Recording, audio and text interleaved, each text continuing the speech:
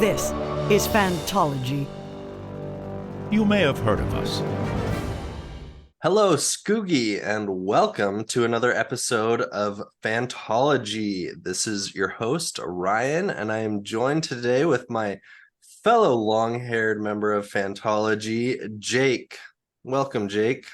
Thank you, Ryan. Let it be known that Ryan's hair is looking extra magnificent and glorious today. Ryan, do tell, what's your process there? My process is actually probably a bit taboo in the hair community. I use shampoo, but not conditioner. Oh, okay. Okay, because I felt like my hair was just getting too greasy. Okay. Well, now that we've got that to the side, well, I still haven't even told people what we're going to talk about today. That's true, yeah. You hinted with the Scoogie. Yeah. I did hint with the Scoogie. And if you know what Scoogie means, you've probably already read this book. Yeah. We are talking about book 5 of the Red Rising saga, also known as Dark Age. And boy, this was a big one. This was a huge ride. Yep. I don't want to jump the gun, but I will go on record right now that it is the best Red Rising book I have ever read. Wow. Yeah. I think easily. And that's not to say you didn't enjoy the other Red Rising books, right? Yeah, I mean, I really enjoyed the first 3 when I first read them. Didn't enjoy them as much on a second read through, and I think a lot of that had to do with having already read it. But this is, again, first time read through. Way better than book 4. Book 4, Iron Gold, was a little bit of a slog. A little bit. Yeah. I think we both agreed on that. It was probably the weakest point of Red Rising for me, at least. So I'd agree. It was a lot of setup. The ending of Iron Gold was pretty good. So I mean, do you think Dark Age validates the slowness and the setup of Iron Gold? I think it redeems it. I don't know if it validates it, because I don't think we needed the slowness that was in Iron Gold to achieve what we achieved in Dark Age. But I think it redeems it. It seems like Pierce Brown probably got some notes from his editor publishers of ways to improve, and I think he must have taken that advice and dialed it up to 11 and just killed it. So yeah. Well, really quickly, let's start talking. I mean, we already started a bit, but let's continue talking about our spoiler-free thoughts on Dark Age. If you're up to this point and you haven't read the book, feel free to stay for another few minutes while we discuss it, try and give you our pros and cons, and maybe you can decide if you want to read it. Although if you have read through Iron Gold, I don't even think it's really a decision whether you should read Dark Age. You should just do it. Yeah, you are forced to at this point. We will force you to. So yeah, it's it is a wild ride. There is so many ups and so many downs in this book. I think it's been a while since I have felt this emotional about a book. Not that I physically cried while reading it, but I was anxious to figure out what was going to happen. Yeah. I couldn't.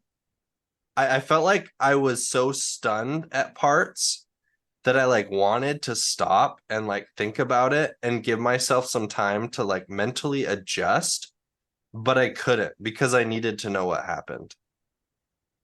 Yeah, this is, I think,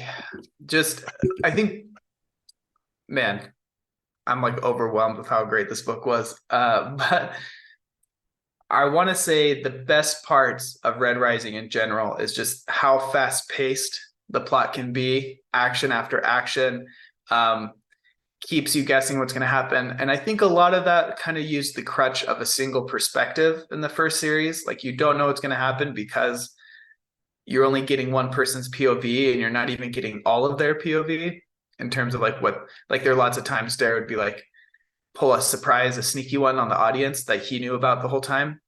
And I think this is like even more intense back to back because you do have those multiple points of view and they're all, having their own plots that are conflicting. You can get some of that dramatic irony and or whatever it's called, where you know something but you don't know if the other character knows it, and like how is it going to play out, and it just really adds to the tension.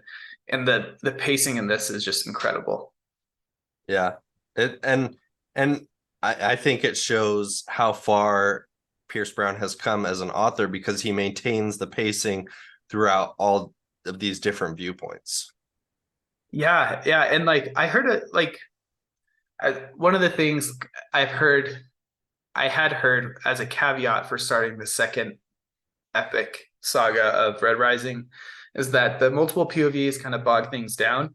And I would disagree. I mean, maybe that was an issue in Iron Gold. I just think Iron Gold needed help with pacing in general. But I think it really like accentuates and adds to everything in Dark Age. So yeah, I think he's just, again, I think this is his best work of fiction. I haven't read any, I don't know if he has anything other than Red Rising. That's all I've read of his, but I think it's the best he's written so far. I definitely appreciate the alternative perspectives that we get, especially with both Darrow and Lysander, because I mean they're kind of like foils almost, and so it's interesting to see like a valid viewpoint from Lysander, who's kind of on the opposite end of things as Darrow. Yeah, I was talking to a buddy at work about this. They're foils in that they both recognize the society needs to change and needs to be better. And they just have different, goals for it. Darrow's is revolution, democracy, equality, and Lysander is let's make the golds truly like stay on top as the gods, but let's make them act as gods. Yeah, and all that entails. Yeah. Shepherds is the word they use in the book, which is interesting because he either like I think you get a sense of this sometimes in his POV of the dissonance he has, where he doesn't want to treat the lower. Is this spoilers for Dark Age? No, this you get this in Iron Gold as well. Okay. He doesn't view the lower colors as just like slaves in the same way like what he would view the corrupted golds do. But at the same time, like I don't know if he's fully come to terms with him maintaining the society status quo and how that, still you need slaves to have that run. So that's interesting. That's like an interesting aspect of his POV. And then I think another conflicting I guess part of his philosophy for Darrow would be, he wants this equality, but at what cost? That's the moral dilemma there. But yeah, good foils for each other. And going along with what you said about Darrow, it's like how much is like too much to sacrifice? To achieve your goal, and not even just with lives, but with power as well. That was a big theme of Iron Gold. But yeah, and within his own personal life too. Well, we've kind of raved about the things that we love about this book. I just want to try and give as balanced a view as we can in our spoiler-free section still. I think if I could give maybe a downside was that the the first Red Rising trilogy is a lot of it is, Darrow just like dominating, and I think that's fun to read from the perspective of the protagonist, is that like, Darrow is like hyper competent, just amazing at flipping the shifting the paradigm to kind of benefit him. And so I think, I mean, we've already gotten a sense of the fact that Darrow isn't always on top in Iron Gold. And I think that just kind of continues in Dark Age. So if you are a fan of, Darrow kicking butt, taking names, and maybe not like losing, then I think this is a bit more of a balanced book that you might not like as much. Yeah, that honestly, having done a reread, I was almost getting tired of Darrow always coming out on top. It was losing its credibility for me, and so this was a welcome, fresh take. But yeah, in order to give a more balanced take, I will say the book starts out really fast paced, really heavy, and just so much going on. And then it does. I don't think the finale matches the first few chapters. But I guess part one, I think, is more intense, more exciting than the finale. Not to say that the finale isn't good. It's just it doesn't have the same amount of action while still having like really heavy moments and lots of like important things that happen.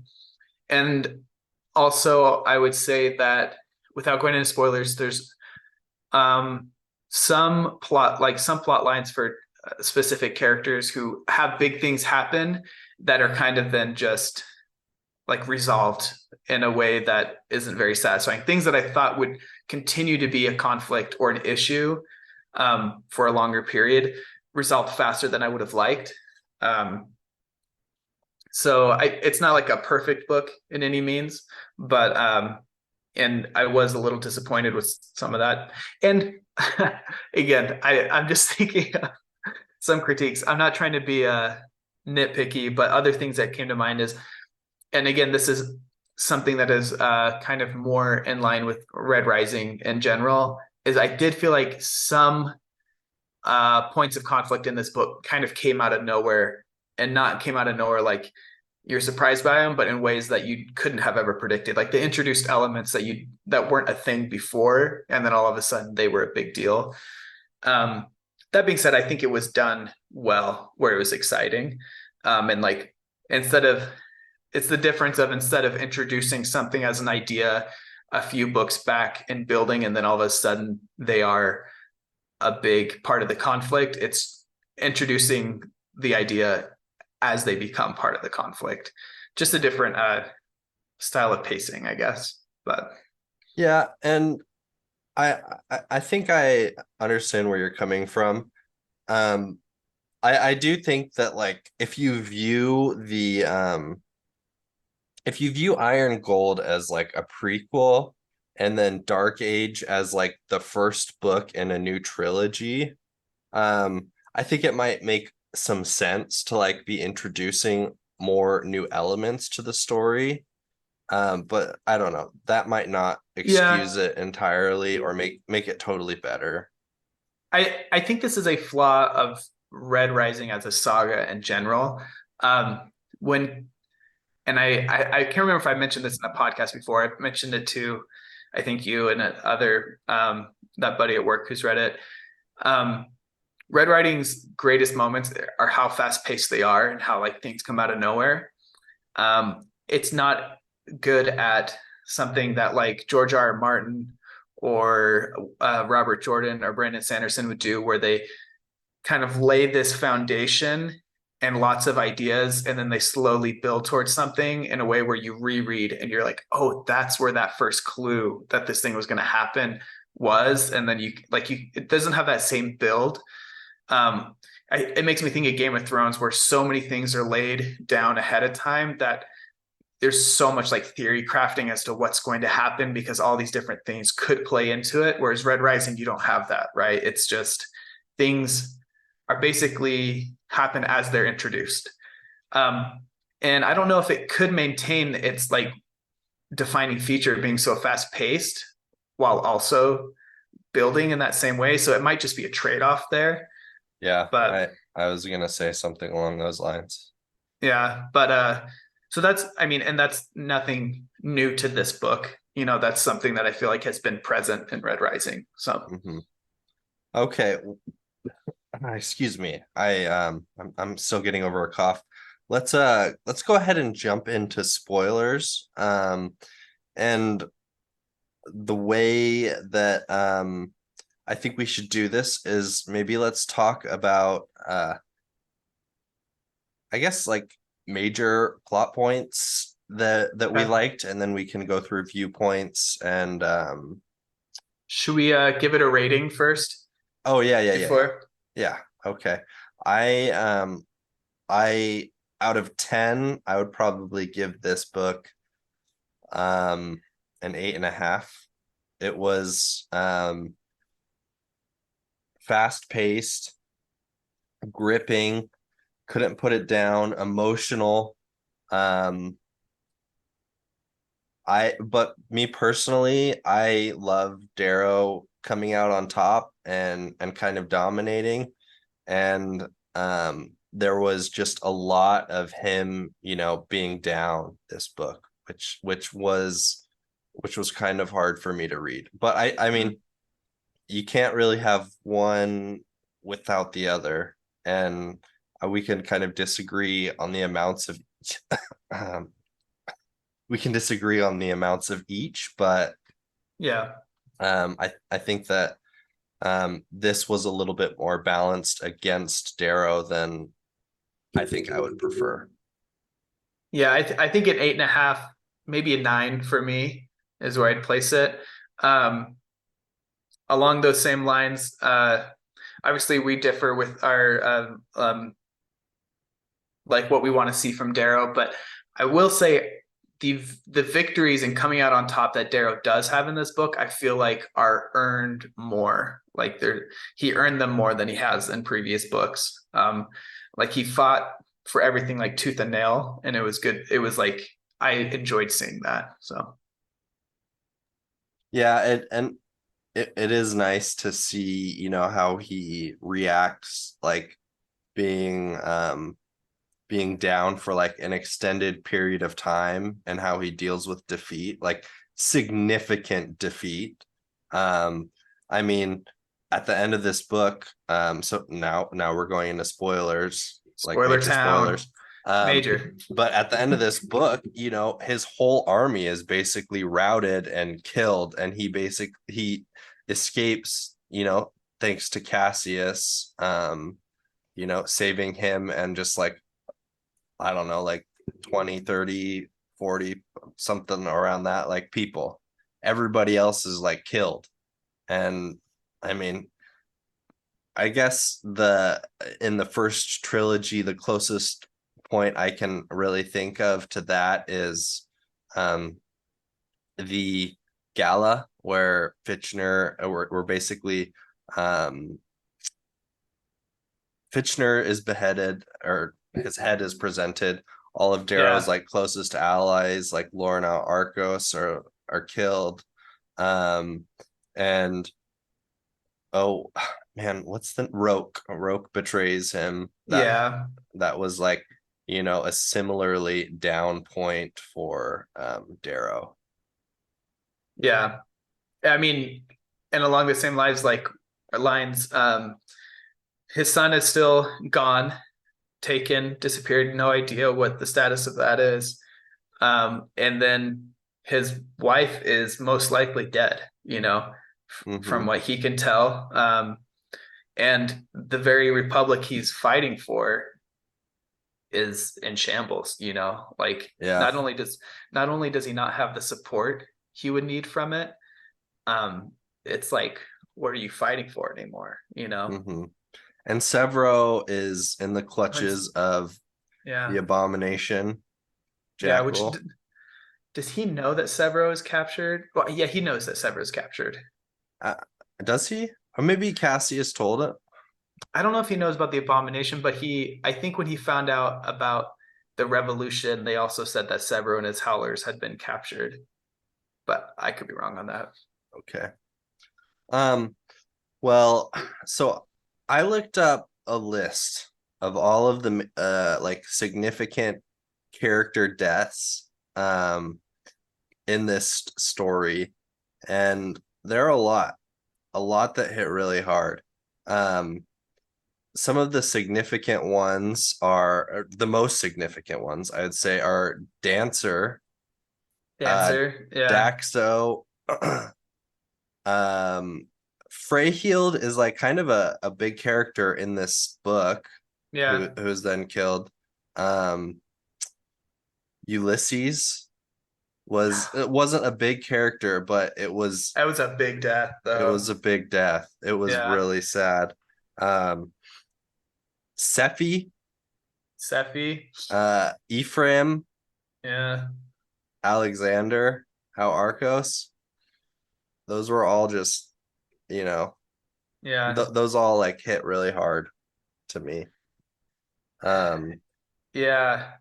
I think this book is kind of like, the name says it all, right? It's a dark age, and I think we see that it's dark for everyone, just with all this war.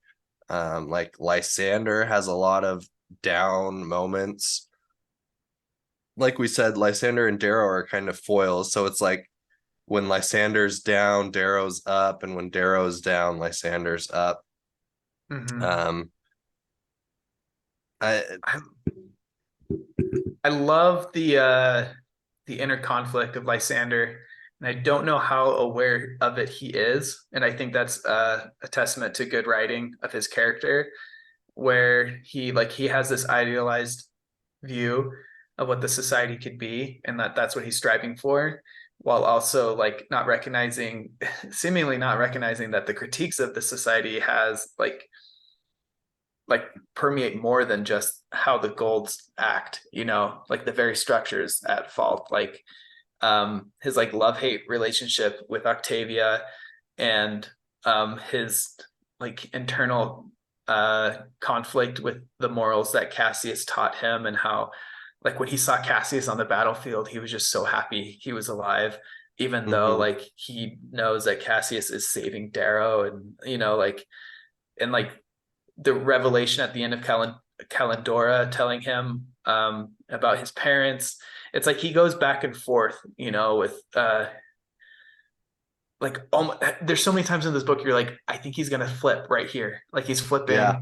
and then he doesn't, and he like, and you get why he doesn't. He's like found a second wind, and like, yeah, it's done so well. It's interesting because when you say that, I feel like up to this point, he kind of started out in the image of Cassius a little bit, like this, Yeah. like honorable, like warrior, like kind of trying to do like what's best.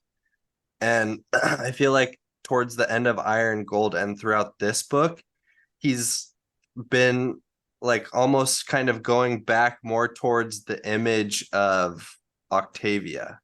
Yeah. He like recognizes there are sacrifices that he needs to make to achieve his goals. Yeah, he has that moment, I'm probably butchering this, where he's like, there is no honorable, dishonorable, it's just doing what's necessary, kind of. I don't know if that's when he's in the cave or just before, after that, I don't know, but around that time where he has that revelation, he's like, that's not really a thing, it's just, well, I guess what he thinks is right, and then making sure that happens. Yeah. And yeah. So let's talk a little bit more about Lysander. Were you at all like surprised when Seraphina died? Oh, when she with the storm god? Yeah, or Yeah. no, it wasn't was it the Storm God? I thought she was like shot with like a sniper or something. Seraphina was the other Rim Lord Yeah, person. it was yeah, that he came with. He came with the brother and the sister, Yeah, Seraphina and she was the one who pretended to seduce him in the or tried like pretended to be into him in Iron Gold in order to yeah, I get them on thought, the ship. I mean, maybe that's why they were maybe that's why I was so surprised. I thought Seraphina was gonna be like this major romance interest between like for Mm. Lysander. Yeah, I thought that was kind of over. Like in my view, she like it was clear she had just used him for what she needed, and what she really wanted was just the war. Um, and I thought when the storm gods deactivated, the actual storm god itself like fell through her. Like I thought that was what had happened, but I could be wrong. But yeah, that was I- shocking. yeah, yeah. Anyways, that was mind blowing to me. I thought she was gonna have a much larger Yeah, role to play. Um, so I mean, in general, when we talked about Lysander in Iron Gold, he was like one of the high points of the book. And not that he's yeah, like not a high point, but at the end of this book, I don't like Lysander. yeah. I still like him as a character. Like he's an interesting, obviously, character to read. I like him as a person still too, and I Okay. think I think he still thinks what he's doing is the best thing, and he's just not like, in my opinion, not well informed. And I think he's not realizing, like he had that moment of clarity. The chapter, it's the inner mind or whatever, the mind's eye, which that's Mm-hmm. another little gripe I have with this book. Like he felt too lifted out of Dune to me. He's like a Paul Atreides figure, and Okay. like the mind's eye is the Bene Gesserit training Okay. um Yeah, I and could like definitely see that. I felt like that was too much of a copy rather than an inspiration at times. But and then yeah, and just being like a leader that is like, you know, problematic. But I thought like at that moment he had that clarity, and I thought he was going to be like more on top. And then it's interesting how at the end of the book it makes I feel like he's in over his head and doesn't realize it with Atalantia Yeah. and everything. Like I think in his mind he's like, I've got this under control. I manipulated everything to be where I want it to be, but I don't think he thought that through well enough, especially with the revelation that Kalendora um, provided. And then also, I think seeing Cassius is alive is a big chink Mm-hmm. in his armor, and I could see that turning him, helping him flip faster, or maybe making him like dig in more and go like Anakin when Obi-Wan and Padme walk out of the ship.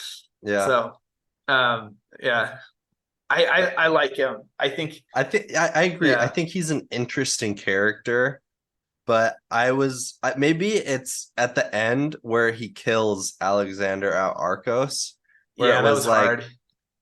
Alexander is kind of like another character that Darrow has sort of been working from, like, Alexander is kind of like somebody who um he shares like a lot of the traditional gold values, but I think he follows Darrow because Darrow is like a strong leader.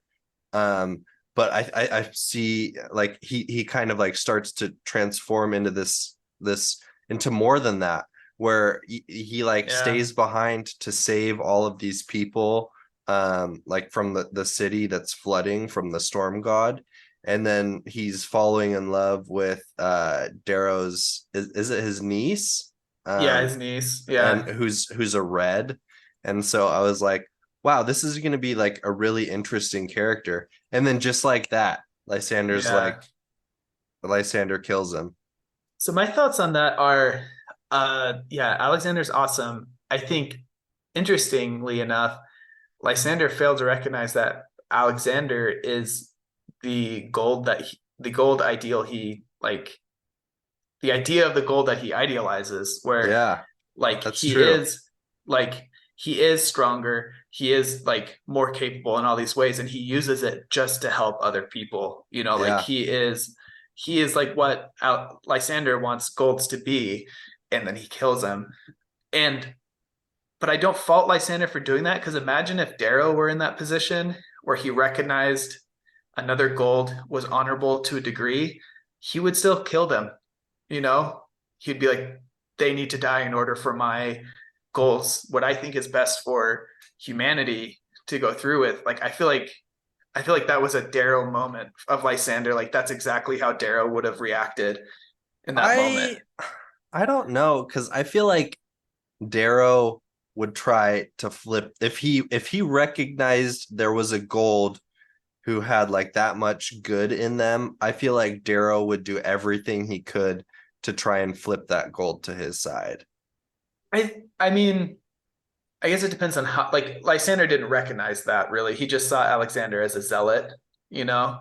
Um, I mean, well, and did he? I mean, he spent that time with Alexander, like being like captured by yeah, the the Fear Death Knight. Knights, the Yeah. I think the Fear Knights soldiers, and so he like knew that Alexander was captured. He knew that Alexander had stayed behind to save all those people. And like Alexander had even like, befriended him, Yeah. and like But he does spoke out for him, for Darrow. but he does refer to him as a zealot. Oh, he He's like does. he I didn't says remember that that. he said most of the other soldiers were just following orders, seemed to just be like following chain of command, but other than Alexander and can't remember one other who seemed to be actual zealots or something like that. I think he viewed him as just like worshiping Darrow rather than like, which Okay. I mean, yeah, I don't know. I Darrow would spend time to try to flip someone, but in that situation where it was more life or death, and there's not time to flip the person, Mm-hmm. Um, and yeah, so and there's like history obviously between Alexander and Lysander, and that they were like they knew each other from before. Um, so yeah, Yeah. so I feel like that's a Darrow move. Like his whole infiltration and escape and everything. I feel like that was very um Darrow-esque. Yeah. But Um. Well, yeah, maybe Darrow would make, because I guess Lysander didn't have like he didn't have a long time to try and flip Alexander yeah, to his cause. So I guess I could see Darrow making that decision. Um, I think we've talked a lot about Lysander. He's definitely one of the most interesting characters yeah, in the saga. And whether you like him or you hate him, and if you're like me, you started off liking him, and at the end of this book, you are probably closer to hating him. Um, let's talk, I guess, uh, let's move on to Mustang, because Mustang has a lot, yeah, Virginia has a lot of very interesting developments.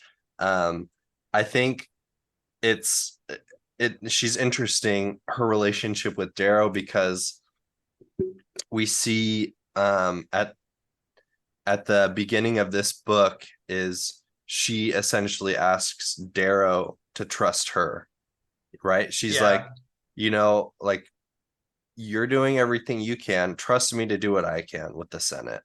And so she's doing like all of her political maneuverings.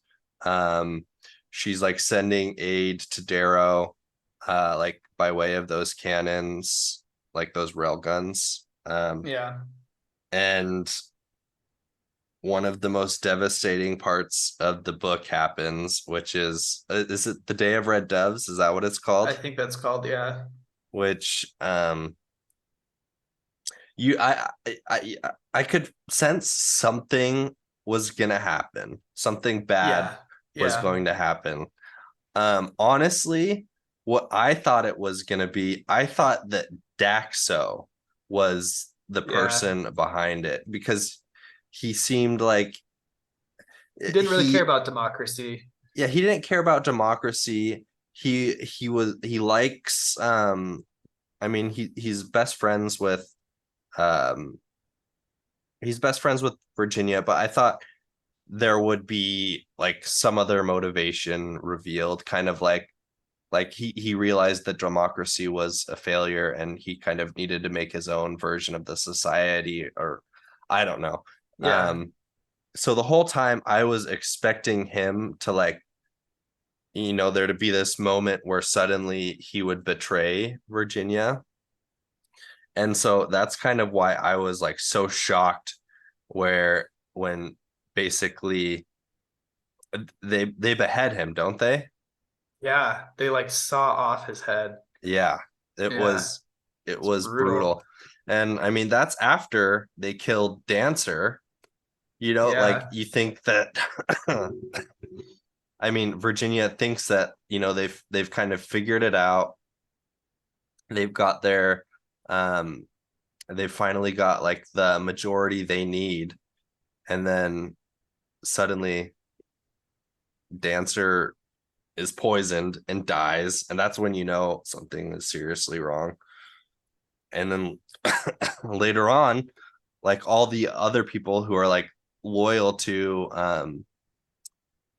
Darrow, like Theodora and like some of the other I can't remember. I think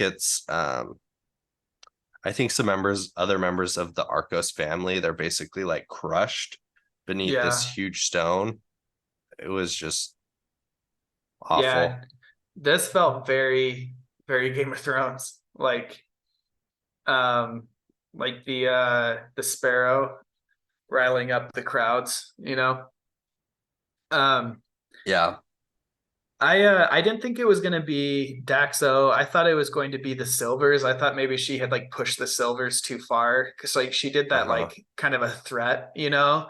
Yeah. And I was thinking, oh, maybe she like thinks she like did the right move there, but it was too much or something like that. But like you said, you could tell something was coming, even though there was so much triumph, and you saw her like just masterfully like figure out all the plots, piece it all together, come up with a better like strategy on the fly. Like it was really cool to see her brain work, and I think it really Hmm. he characterizes Virginia in a really well done way of like she is just as apt as Darrow is in her own right. Like she's no slump when it comes to being a soldier, but also like has this amazing tactical mind with people. Yeah.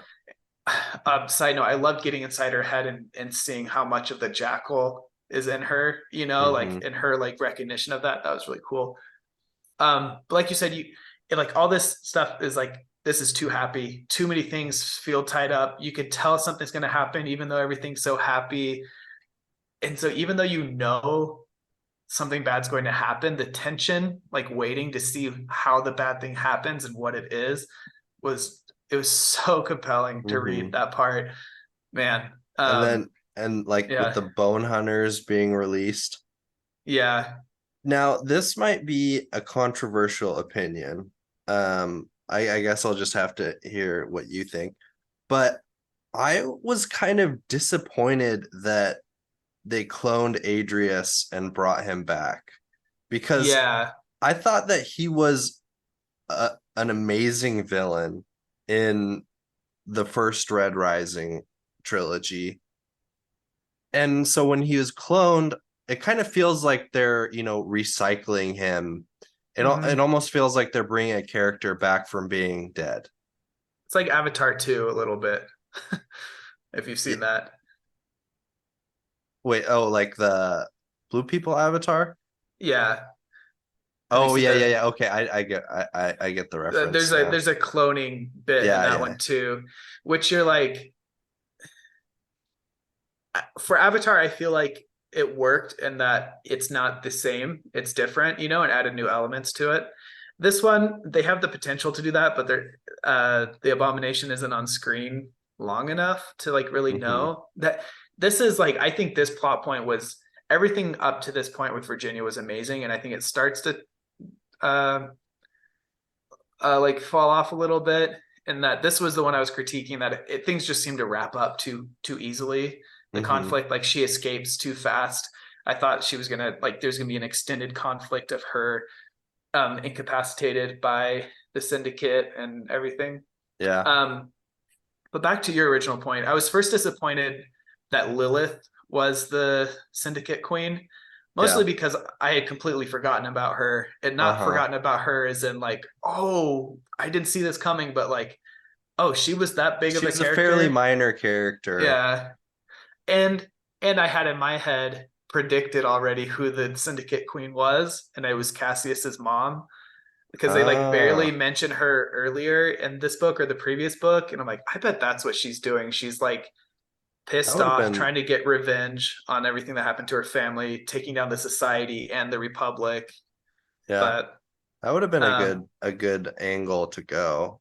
Whereas, like, you know, a Yeah. fairly minor bone hunter who, like, we don't even really like, we see her a little bit in the first Red Rising, and then I feel like she just doesn't get like much screen time, enough for her to be like, for you to understand she's like a conniving villain. And I guess it makes Yeah. sense because Adrius was ultimately the one calling the shots, which Yeah. was how like the syndicate kind of became as threatening as it was.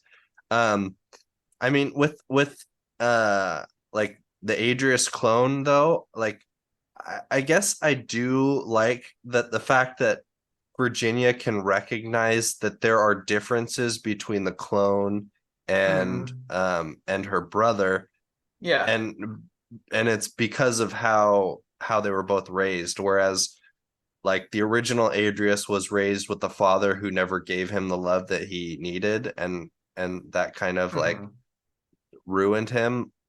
This Adrius or the Adrius clone was raised with like a very creepy like mother lover figure who like, you know, and the bone hunters who like worship him, but he kind of like hates them.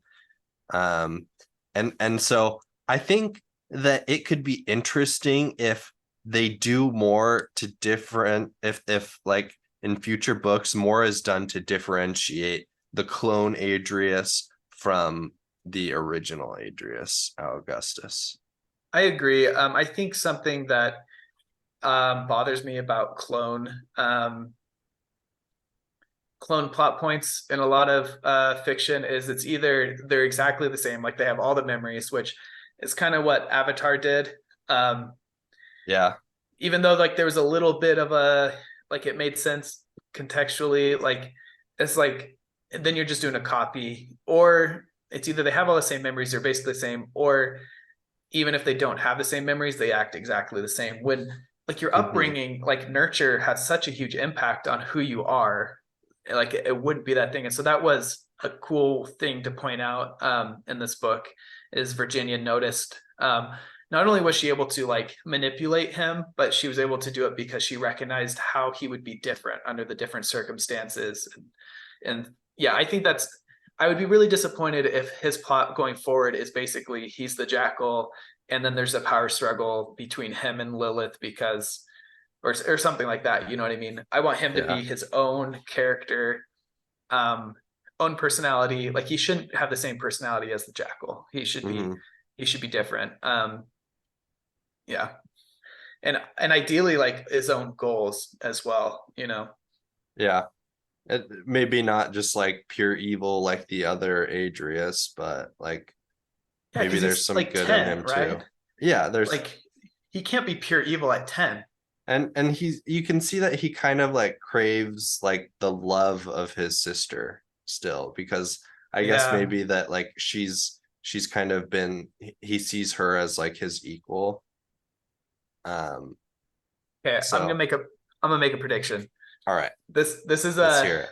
This isn't so much a prediction as I think this is for sure gonna happen, but this is a cool thing that could happen.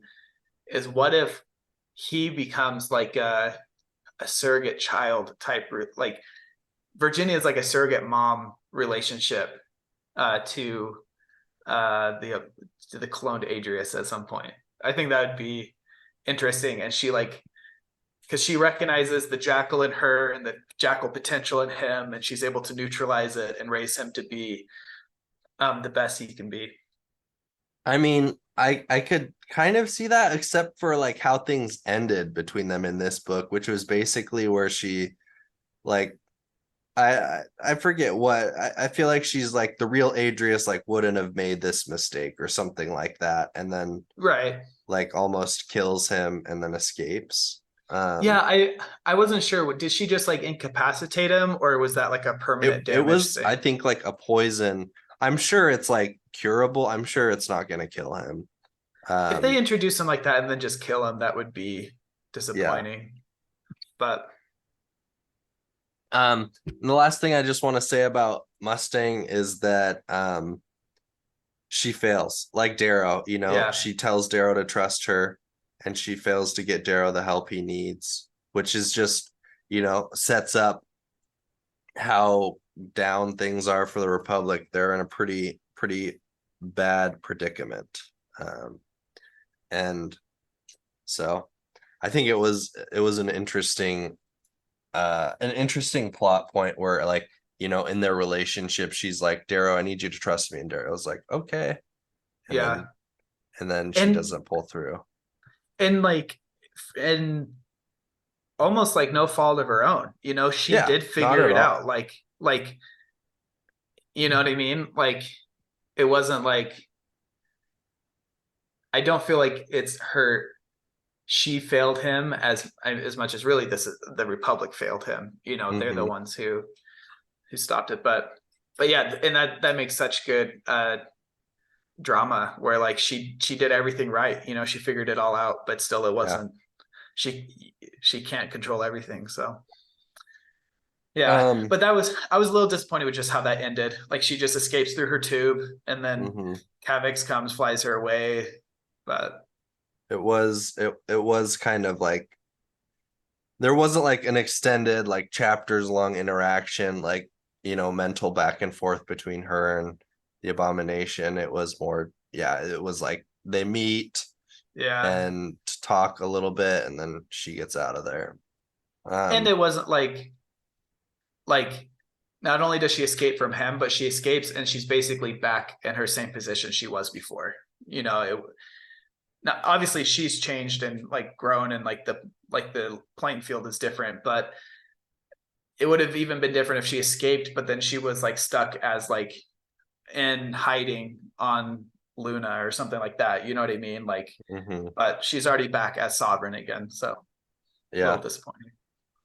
Um, let's move on to the next viewpoint. Uh, I want to talk about Ephraim next, because I think that he was kind of disappointing in Iron Gold, but I really liked him in this book. He's like, Mm. he's a gray, but I think he's also like a very gray character. But um Nice. I liked him. I liked his time with training the Scoogie, and like getting to know the Obsidians a bit more, and like you see, like, through his perspective, you see what Sephi wants the Obsidian to become. And Yeah, and her vision's cool of yeah, what, yeah, it's really cool. And you're like, wow, this is great. Like, I understand why they're not helping out the Republic, because they're trying to do they're trying to do their best.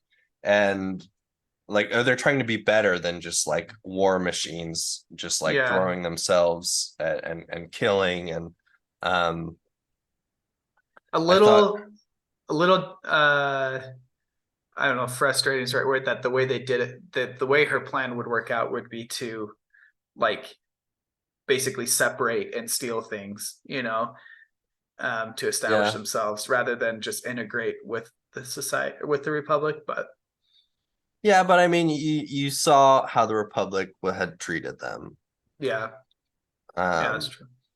and I think Sephi was pretty smart, and Um, so which is all the more surprising. Like, so Ephraim, he's kind of selfish up to this point. He like looks after himself, and he cares, I guess, a little bit about Lyria and a lot about Volga. Volga. Which is why it's so surprising at the end where he like decides to go back to help Sephi, right? Why exactly does he choose? I forget. Why does he go back to Sephi? At the end of this book? Yeah. Well, wasn't it to because he found out about Xenophon, right? Xenophon? Oh, is that okay? I think he finds out that Xenophon betrayed her to the Ascomani, which that was the plot point I mentioned in my non-spoiler review of it's kind of weird that they just introduced this concept and all of a sudden it's a big plot point. I wish there could have been like that could have The been Ascomani concept. yeah. Yeah. Was that even introduced in Iron Gold or was that just this book? Um, I think they talk a little bit about Ascomani and Iron Gold. Iron Gold. I think it Yeah. wasn't unique to this book. Okay. But yeah, he finds out that Xenophon was the liaison there, not Okay. Osgard.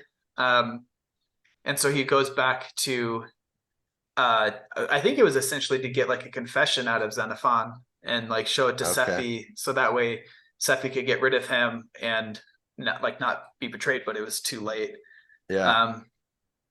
And I don't know, I really liked Ephraim and Iron Gold. He was one of the POVs I liked reading from. I think Okay. I always thought he was an interesting character, and I thought he was much more interesting in this book.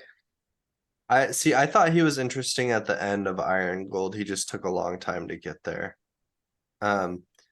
But his viewpoint at the end was just like another part of the book where you're like, oh my gosh, because Volsung Fa literally comes, challenges Sephi, and Yeah, then literally like kills her like by I don't like ripping open her back and then like eating her heart.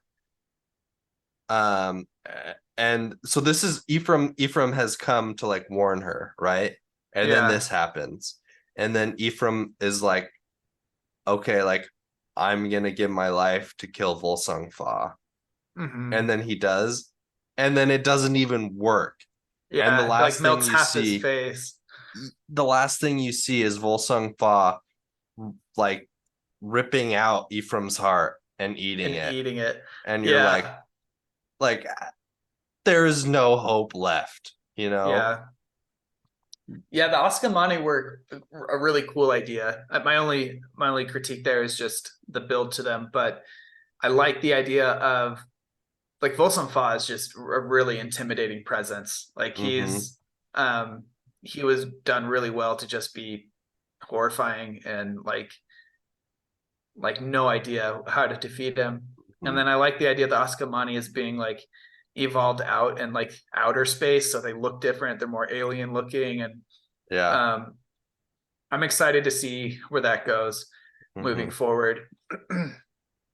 um, yeah, I don't know. I'm thinking about. I guess Efren didn't do much. Like he did the training, and then he had the fun fight where he was on the mushrooms or whatever while he was fighting. That was great. Where Yeah.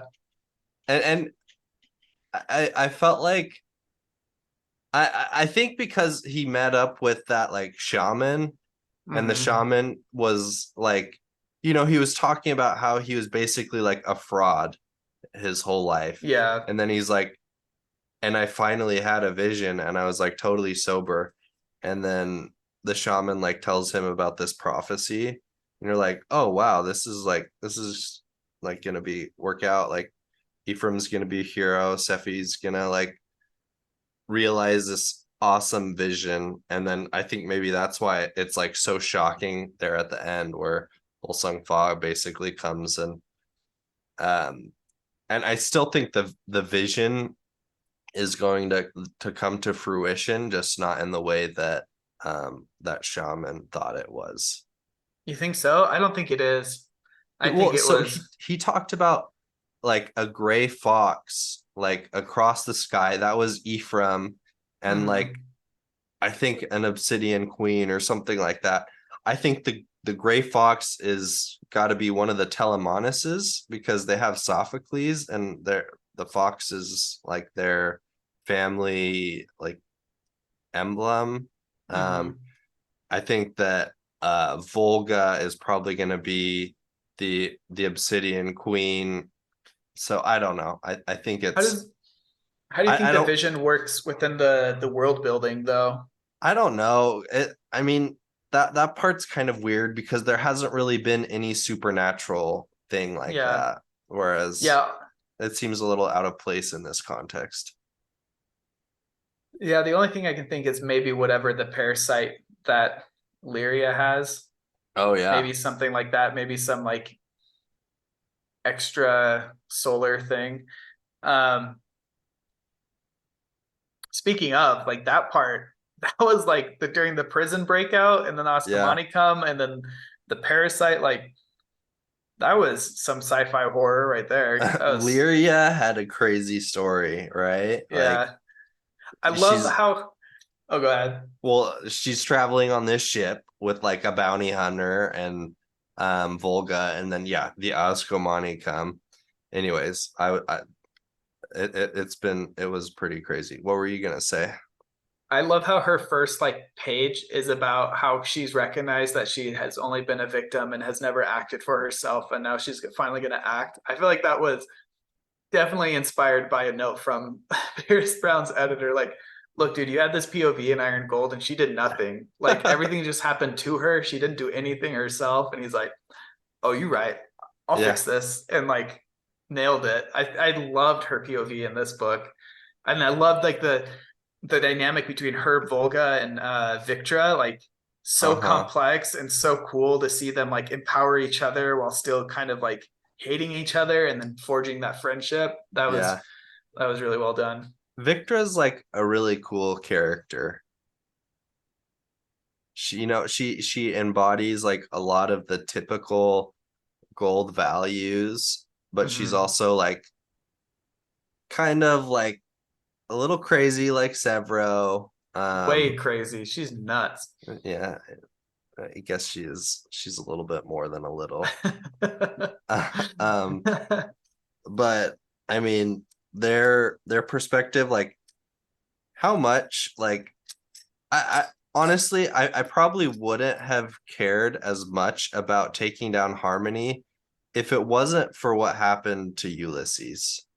That was like, just gut wrenching. I was like hoping against all hope that like Ulysses, somehow didn't die. I was like, this is a baby, Pierce Brown. Like, Yeah. you can't I do know this to us. I had to rewind and listen to that again. I was like, wait, what? Like, and not even like clearly killed them, killed Yeah. him. Like, yeah, And like a gruesome, like fairly yeah, gruesome way. And I think it might have hit you and me, like, well, a lot of people. I think it hits a lot of yeah, people hard, but both you and I have had children within the last 6 months. yeah, And so it's like, what like a newborn baby is like. yeah, And I don't, it's just, yeah. That was the most brutal thing I think he's ever written. yeah, it, It was a little it's, much.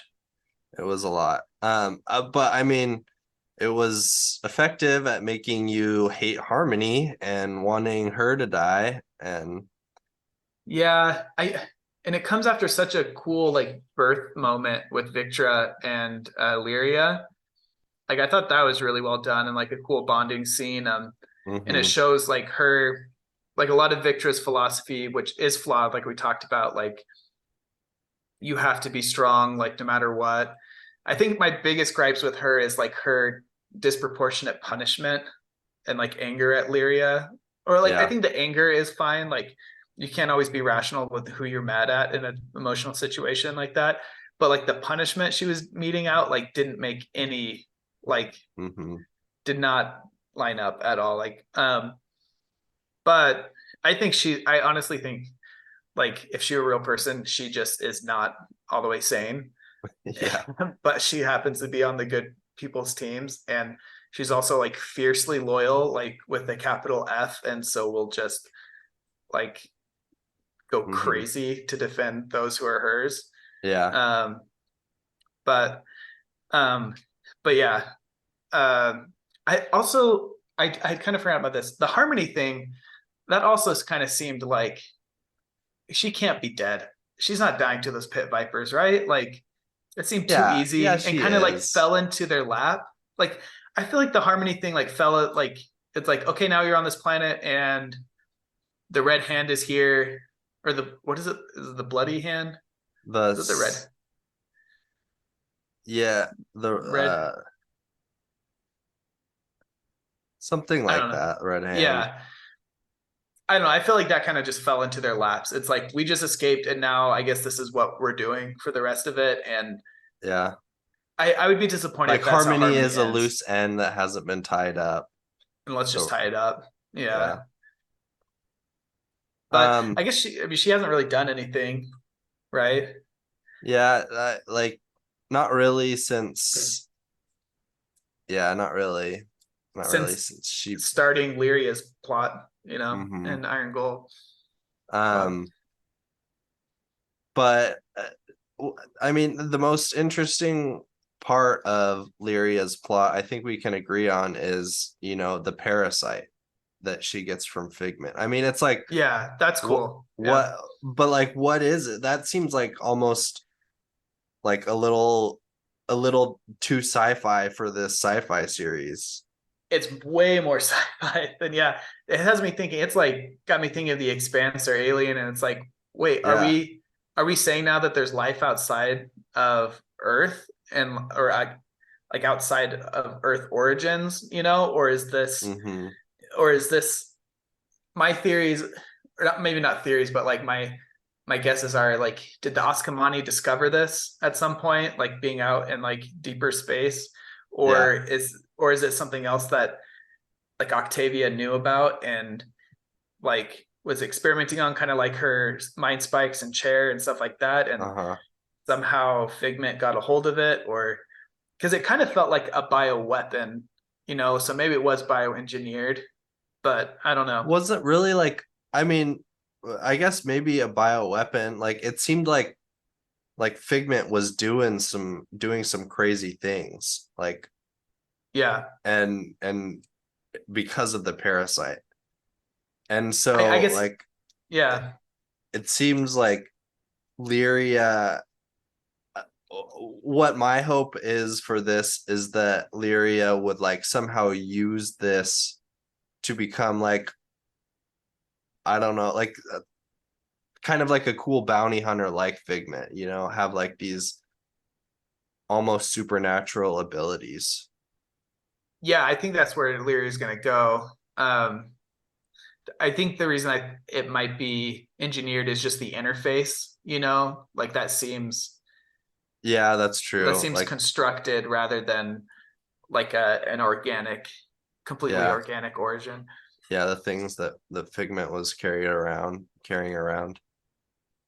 And just how she's like trying to get the Figment parasite to do something, and it's like deactivated or something like that. I don't know. Mm-hmm.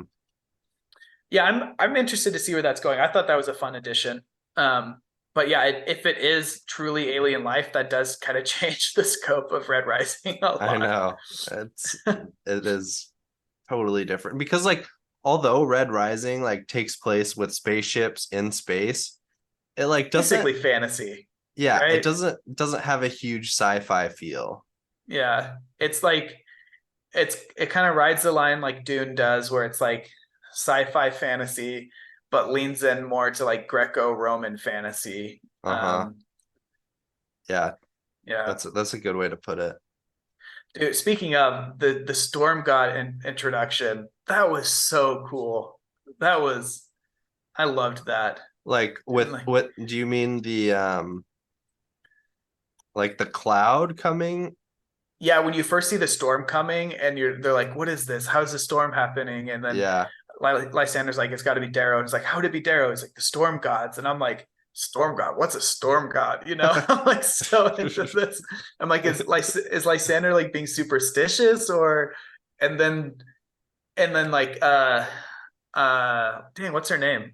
Orion, Orion, yeah. like going nuts. And oh man, I thought that was a really cool idea for terraforming a world, and then also Uh-huh. added some really good plot tension. And like I think that's a big motivation for why Lysander is still against Darrow. Is like I can't he can't be like the solution because he slaughtered so many innocent people, like he has no Yeah. like the It's ends it's justify the means. it's frustrating as a reader because you're like Darrow like knew like he gave instructions and like he ended up killing Orion like to like try and prevent as much damage. So like he was Yeah. utilizing it, but like with every intention to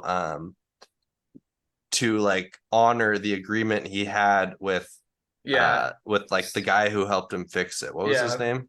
The master maker. Yeah. I can't remember Uh, his name. Glue.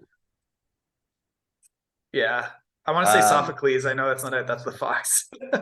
and so it was frustrating when Lysander's like, oh my gosh, Darrow's so bloodthirsty, he'll win at any cost. You're like, no, he didn't mean to do that. And then at the same time, like I think that's why the master maker like kind of ends up going with Mhm. Lysander, is because like Darrow supposedly broke that agreement they had. So it was like kind of Yeah. frustrating. But yeah, I do understand like why you have to give like Lysander some motivation to hate Darrow. Yeah, and I mean I think Darrow is to blame a little bit. Yeah, He that's knew true. who Orion was, and like you're bringing something that powerful into the battle, like with Hmm. that chance of like some of that responsibility is on him, but at the same time, like is Lysander blaming uh is he truly holding the society I don't do you see that? Is that I see recording? it. What is that? That's Did like a you? new Mac OS thing that if like it'll like do an auto react as well if you do this. I didn't That's even realize I funny. was doing it. I don't know the purpose of it because you're I already guess seeing I don't my have thumbs Mac up. OS. Like you're already seeing my actual thumb give the thumbs up. Why does it need a bubble to do it as well? I don't know. Uh, but is Lysander truly holding the society to the same standard he's holding Darrow to? Like the Yeah. Fear Knight, who I thought it was really cool actually getting to know the Fear Knight and seeing his brand of honor, where he's like, my job is to end this war and to save lives. By doing these atrocities, I'm saving lives. So like Hmm. that's just what it is. I thought that was I like him a lot now. Fear Knight. Like he went from being just this sadistic boogeyman, like the worst the society has to offer, to being he's actually like probably one of the best they have to offer. He and Darrow, I think, have a lot in common. Yeah, yeah. And so like I don't think Lysander holds the Fear Knight to the same standard he's holding Darrow. Hmm. Granted, he doesn't have all the information with Darrow as well, but anyways, Yeah. yeah. Um, one quick moment, like one of my favorite parts of the book was when um Lysander kind of like talks basically about like meeting Darrow in battle. And it was like, Darrow is like this god of war that just like sweeps through and like destroys like Lysander's whole squad, like leaves Yeah. Lysander dying on the ground. And then like Lysander's perspective ends, and the next chapter it's Darrow, and Darrow's like, we brushed away Yeah. light resistance. And I was Yeah. like, Yeah. That was so That's so great. I was like, dang, that is one of the things that you get from like multiple perspectives that you don't get from just like one perspective Yeah. book. Um, Yeah. but it was also kind of frustrating at the end when, like, after you see Darrow as like this god of war, and then Lysander's like able to outmaneuver Darrow and Mhm. like stab him, or basic like I understand it's symbolic, but like break his razor and Yeah. like best Darrow and basically make Darrow like hightail it and have to be saved and get out of there. Yeah, I think Darrow was operating more on emotion than Lysander was during that battle. Yeah, Um, with finally recognizing Lysander is there, which how did he figure it out again? trying to remember. Was it was it a poetry thing? I don't remember. Um, but like losing Yeah. Alexander and like I think he was just acting like too emotional, like which is why he accepted that uh uh joust Uh-huh. essentially. Even though he got away, like that was such a dumb move. Like he Yeah. totally lost there. It was I'm gonna like his pride. yeah. He's like, well, I think he was his reasoning was like, if I kill Lysander now, it will like end any threat that he will pose. Whereas Yeah. like if I don't, he'll kind of become like this figurehead, and his like, his reputation will grow and he'll become a much greater threat later. That was his reasoning, but I agree that it was kind of dumb and an emotional decision. Yeah. What and I'm not saying like stupid Darrow. I'm just saying like it makes sense that Lysander wins at the end just because of Hmm. how Darrow's operating. I just Googled it. He recognized uh Lysander saying truth over all in his sleep or something. That's how In his sleep? yeah, that's what Reddit says. I don't remember that, but I don't remember that I either. remember him recognizing something he said as being something he learned from Octavia or something like that. But yeah. Huh. Yeah, I don't recognize that. Um, well, I mean, that's pretty much, I think we did a good job covering. There Yeah. was so much that happened in this Oh, book. big thing. Cassius comes back. Oh yeah. That's it. That's all we have. Hopefully, hopefully it feels earned. I'm waiting to feel on that. But Yeah, that's true. Cassius is back. I can't forget, do they give all the details of how he comes back? I think Mustang says that he escaped somehow, like he escaped their prison, stole his ship, and flew to Cavix. And Oh then yeah. Cavix filled him in on what was happening and sent him to uh, Mercury. But I mean, I I suspected, given the fact that you don't see Cassius die, you're just kind of Yeah, told he's dead. I was like, he's probably not dead. I thought he was probably dead. I was like, okay, you don't see his body, but he's When probably dead. when Cavix was like, I sent I sent an agent to go help Darrow, like to get him out there if he needs to. And then what did he say? It's like he's the same agent that brought us word that the Rim was joining the the Yeah, core. I was like, oh, it's got to be Cassius. that's when I was like, oh, like at that point, yeah. But Yeah. before that, I had like, Before that, you're like, he's dead. yeah. But because of that, that's why I'm like, Dancer can't be dead, right? We didn't see her die. We did see Dancer. Oh, Harmony, you mean? Or Harmony, sorry. I don't know. Falling into a thing of pit vipers versus somebody just saying, yeah, they died of their wounds. She's the red. She can take some pit viper poison. Okay. All right. Um, Anyways, yeah, we covered a lot. yeah, we covered a lot. that's going to be a wrap of our review of Dark Age. It's Jake's favorite book in Red Rising so far. Clearly, I don't think clearly. I don't think it's my favorite, but I think it's definitely up there, and I couldn't put it down. And this is like a pretty hefty book. Like I was up late listening to it, like listening to the audio book. I like couldn't go to sleep, which is unusual, Anyways, it's a fantastic book. If you have listened this far and you haven't read it, I hope you do, because you're missing out if you don't. Yeah, give it a read. Push through Iron Gold. Maybe just read it on Wikipedia. I don't know, maybe not, but definitely read Dark Age. So good. Yeah. And if you want to discuss this with us, join us on our Discord or pretty much everywhere else on social media. We're on like Twitter, Instagram.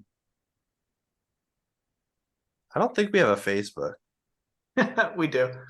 Oh, okay. We have Facebook too. Yeah, I think. comment on this YouTube video if that's the format you're watching this on. And until next time, I'm Ryan and this is Jake. Peace. Bye.